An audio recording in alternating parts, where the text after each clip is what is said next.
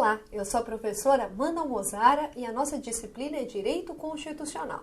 Na aula de hoje vamos dar continuidade ao tema Classificações das Constituições.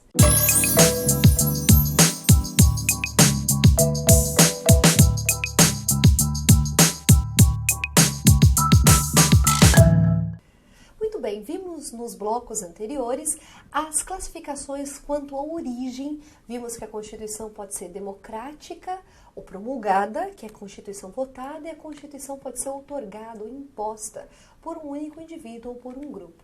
Vimos que quanto ao modo de elaboração, ela pode ser dogmática, surgindo de uma única vez, um único documento, ou constituições históricas, que são aquelas formadas lentamente no decurso do tempo. Quanto à forma, a Constituição pode ser escrita ou não escrita. Escrita, elaborada formalmente para este intuito, e não escrita, surgindo de vários centros de produção. Vimos a classificação quanto à estabilidade, fundamental para o exame de ordem.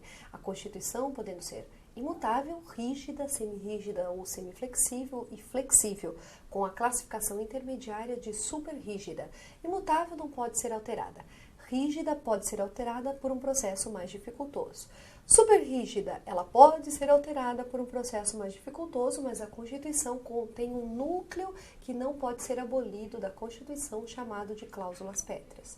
Constituição semirrígida ou semiflexível, que faz um mix do critério rígido e flexível, e a Constituição flexível, que pode ser livremente alterada, não havendo hierarquia entre norma constitucional e lei, porque segue o mesmo procedimento de ordem formal. E também vimos a classificação quanto ao conteúdo. Quanto ao conteúdo, a Constituição pode ser analisada no sentido material ou no sentido formal. No sentido material, o que interessa é o tema, ou seja, a matéria. Matérias tipicamente constitucionais são consideradas normas constitucionais. Temos o DOI, Direitos e Garantias Fundamentais, Organização do Estado e Estruturação dos Poderes. No sentido formal, o que interessa não é o conteúdo, é a forma, é o documento que aquele tema está inserido. E a forma é o texto constitucional, que é elaborado de uma forma diferenciada e alterado de uma forma mais rígida do que as demais normas. Muito bem, então vamos a outra classificação. Quanto à efetividade constitucional e o exercício do poder político. Cuidado com essa classificação, porque aqui nós temos um tema que vem sendo cobrado em prova, que também é chamado de constitucionalismo simbólico. Muito bem, então nessa classificação eu tenho o enfoque no exercício do poder político e a efetividade de uma norma constitucional. A norma constitucional é efetiva ou não? Muito bem, temos aqui a Constituição normativa, semântica ou nominal. Constituição normativa é a Constituição que tem a sua efetividade assegurada, pois há literalmente um perfeito ajuste entre os mandamentos constitucionais e a atuação efetiva e prática do poder político. Em outras palavras, o que está na Constituição é realizado na prática. Os mandamentos constitucionais repercutem no exercício do poder político. O que está no papel vale na prática, é respeitado, é observado, tem efetividade. Na Constituição semântica, que também pode ser chamada de Constituição disfarce, a Constituição prevê mecanismos de perpetuação do governante no poder e, por essa razão, a Constituição ela é até observada, mas representando a vontade não do povo, mas sim daquele que está exercendo o poder.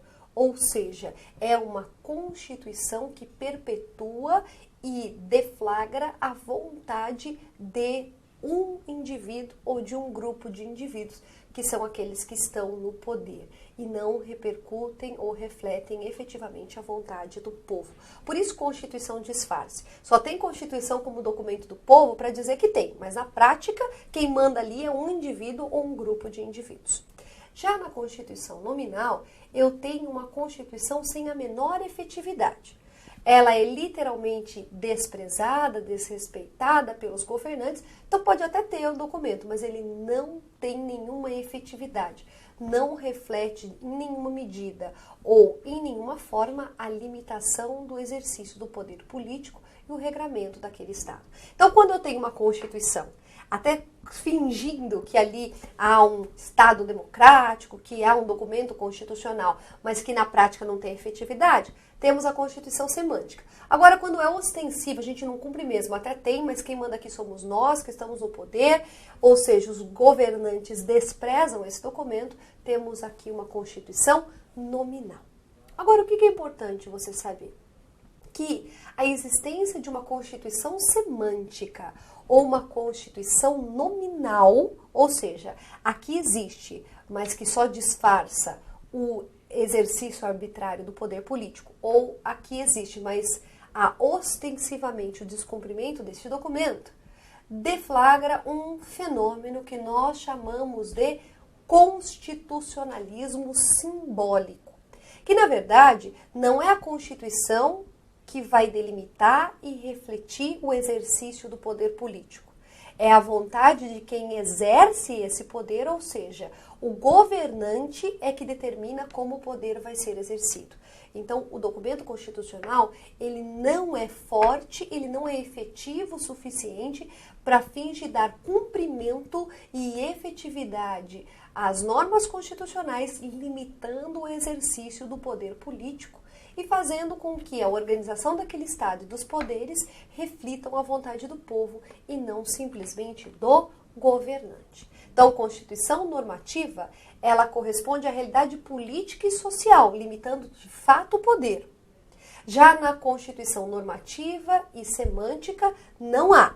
Na Constituição semântica, ela existe, mas ela é de fachada, ela é um disfarce, porque na prática ela não regula a política estatal, o poder político. Já na Constituição normativa, eu não tenho efetivamente, normativa não, na Constituição nominal, eu não tenho efetivamente uma busca, um respeito à Constituição. É o desrespeito total ao documento constitucional, não atendendo à realidade social e muito menos regulando de alguma forma o processo político daquele Estado. Muito bem, vamos à próxima classificação, a Constituição quanto à sua finalidade. E a Constituição quanto à sua finalidade pode ser uma Constituição garantia, defensiva, clássica ou quadro, todos sinônimos. Então, primeira classificação, garantia, defensiva, clássica ou quadro. Ou uma Constituição dirigente ou programática. Então, temos nesse primeiro momento essas duas classificações. Então, vamos começar com a Constituição garantia, defensiva, clássica ou quadro. Por que ela é chamada de clássica? Porque, na verdade, essa Constituição é aquela que refletia os anseios e os propósitos da primeira Constituição que nós temos como parâmetro, que é a Constituição da Revolução Francesa. Ou seja, é uma Constituição que consagra direitos de primeira geração. O propósito é limitar o poder do Estado, garantindo a liberdade dos indivíduos. Então, aqui a consagração de direitos civis e políticos, surgindo para proteger as liberdades individuais do cidadão, ou seja, consagrando o que nós chamamos de liberdades negativas. Aí você fala, professora, mas como liberdade negativa? Liberdade negativa no sentido, eu sou livre para fazer o que eu quiser dentro dos limites que o Estado me estabelece. E dentro da minha liberdade, o Estado não pode invadir essa esfera privada, essa esfera particular, devendo respeitar a minha condição de pessoa e de ser livre que eu sou. Então, neste momento, eu tenho uma Constituição que consagra direitos individuais, direitos civis e direitos políticos. Aqui eu tenho o Estado chamado de liberal, consagrando direitos de primeira dimensão. direitos que consagram a liberdade do indivíduo, sendo que o Estado não vai intervir, não vai interferir nesta liberdade. Portanto, o Estado não faz, não age, não presta, não dá. Simplesmente respeita a tua condição de livre. Depois eu tenho uma Constituição dirigente ou programática. Tem um outro enfoque. Na Constituição dirigente ou programática, eu tenho uma Constituição que vai dirigir os rumos do Estado, ou seja, aquela que vai estabelecer propósitos, que vai estabelecer metas, que vai estabelecer programas sociais, ou seja, o Estado dando o mínimo necessário para que nessa sociedade as pessoas tenham condições de ter acesso àquilo que é básico e fundamental à pessoa.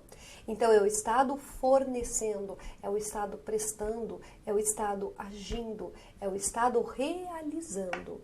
Essa Constituição é chamada de Constituição Social. Por quê? Porque o Estado presta, faz, age, fornece aquilo que é mínimo no contexto social. Então, quem tem, colabora com o Estado para que aquele que não tenha acesso a condições mínimas. Temos aqui os direitos de segunda dimensão consagrado. Muito bem, podemos falar ainda na chamada Constituição Balanço. A Constituição Balanço, ela valeu por um certo período de tempo. E o objetivo maior neste momento e para fins dessa classificação era a ideia de atingir-se etapas e superando cada uma das etapas, haveria necessidade de se criar uma nova Constituição que representasse o balanço das vitórias anteriores obtidas até aquele momento e o próximo passo a ser dado. Essa Constituição Balanço, então o objetivo maior era cumprir etapas e cada uma dessas etapas superadas, consagrar-se e documentar-se aquilo que tinha sido obtido, as vitórias que tinham sido almejadas, até o rumo objetivo final. É a Constituição do Estado Soviético, chamado também de socialismo pleno. Então, essa classificação para contrabalancear a classificação das constituições anteriores, que seria a Constituição Garantia e a Constituição Dirigente ou Programática. Agora, atenção, dica importante.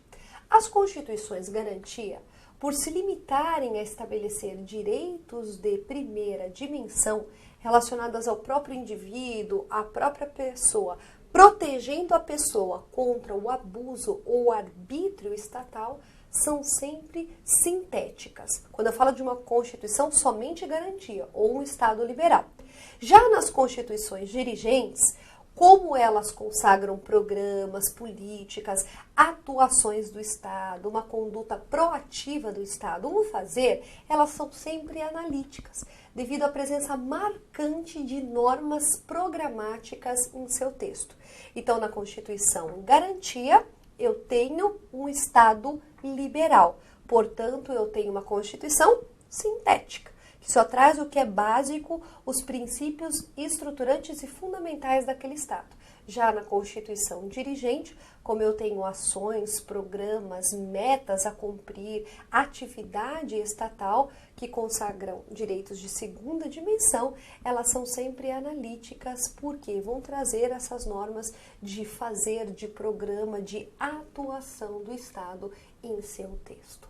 Então, vamos fazer agora uma análise geral das principais classificações da Constituição Federal de 1988. A nossa Constituição, como que a gente pode classificá-la? Começando com o modo de elaboração. A nossa Constituição, ela é dogmática ou ela é histórica? Ela é uma Constituição promulgada, votada, democrática, dogmática ou ela é histórica? É uma Constituição promulgada, dogmática, votada, e é uma Constituição literalmente que reflete a vontade popular.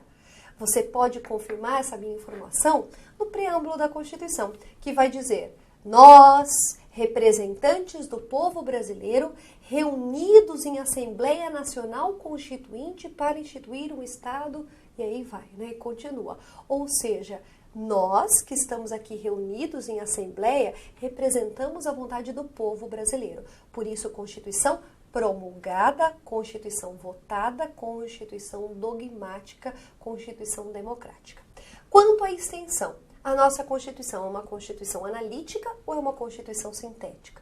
Exatamente pela característica da nossa Constituição de ser uma Constituição que consagra direitos de segunda dimensão, direitos sociais, direitos literalmente de atuação do Estado, é que a nossa Constituição é uma Constituição analítica. É uma Constituição que desce em detalhes, desce minúcias, que vai a fundo na temática de atuação do Estado, na sua organização, na estruturação e no estabelecimento de políticas públicas. Quanto à forma, temos a Constituição escrita ou não escrita. A nossa Constituição é uma Constituição escrita, só que cuidado, não temos mais um documento único, então ela não é tecnicamente codificada num documento único. Por quê? Porque nós temos os tratados internacionais de direitos humanos que foram incorporados após a emenda constitucional 45 de 2004, nos termos do parágrafo 3º do artigo 5º da Constituição. Quanto ao conteúdo, o que é importante para a Constituição de 88? O tema, a matéria ou a forma? A forma, portanto, quanto ao conteúdo, a nossa Constituição ela é formal, não interessa a temática, interessa que formalmente está inserido num documento que nós colocamos hierarquicamente superior a todos os demais documentos vigentes nesse sistema jurídico. Portanto, a nossa Constituição é formal. Quanto à estabilidade, a nossa Constituição ela é imutável, ela é rígida, ela é semi-rígida ou semiflexível, ela é flexível. A nossa Constituição ela é rígida, ou seja, temos um processo mais dificultoso, mais rigoroso de alteração das normas constitucionais. Todavia, se nós formos adotar a classificação intermediária de super rígida, poderíamos falar que a nossa Constituição é super rígida porque ela é dotada de cláusulas pétreas. Na prova, o que eu coloco, professora? Depende. Se ele perguntar, a nossa Constituição é rígida ou super rígida? Aí você coloca super rígida. Por quê? Porque nós temos cláusulas pétreas. Agora, se ele não mencionar o super rígida, pode colocar rígida que vai estar correto. Depois, quanto à correspondência com a realidade, quanto à efetividade, a nossa Constituição, ela é normativa, ela é nominativa ou ela é semântica? Nós temos, então, uma Constituição normativa. O que é uma Constituição normativa? É uma Constituição que efetivamente limita o exercício do poder político e é respeitada, tem efetividade no contexto social. Também, quanto à finalidade, a nossa Constituição é uma Constituição garantia, é uma Constituição dirigente ou aquela Constituição balanço do Estado soviético? Ela é uma Constituição dirigente, é uma Constituição que estabelece programas, que estabelece metas, que estabelece um Estado ativo, um Estado que faz, um Estado que age. Inclusive, lembre-se, é o Estado do bem-estar social, welfare state. E, por fim, quanto à origem da Constituição, Constituição promulgada ou outorgada. A nossa Constituição, quanto à origem, é uma Constituição promulgada, votada ou democrática. Então, eu quero que você faça o seguinte, você faça questões agora da prova da OAB acerca da classificação das constituições. Por quê? Porque é um tema que a gente tem que literalmente ficar treinando até o ponto que a gente literalmente não erra mais. Então, recapitule, saiba em qual classificação cada um dos temas se encaixam para que você não erre. Porque é muito comum o seu examinador fazer o seguinte, quanto ao conteúdo, a classificação é garantia, dirigência ou balanço. Não, não é quanto ao conteúdo, quanto à finalidade. Ou ele faz assim, quanto à extensão, a Constituição pode ser classificada em promulgada ou outorgada? Não, analítica ou sintética. Então, é um tema que você tem que treinar em casa para conseguir obter um bom resultado na prova. Espero que você tenha gostado dessa aula. Se você gostou, curta e compartilhe com os seus amigos e espero encontrá-los aqui num próximo encontro. Até lá!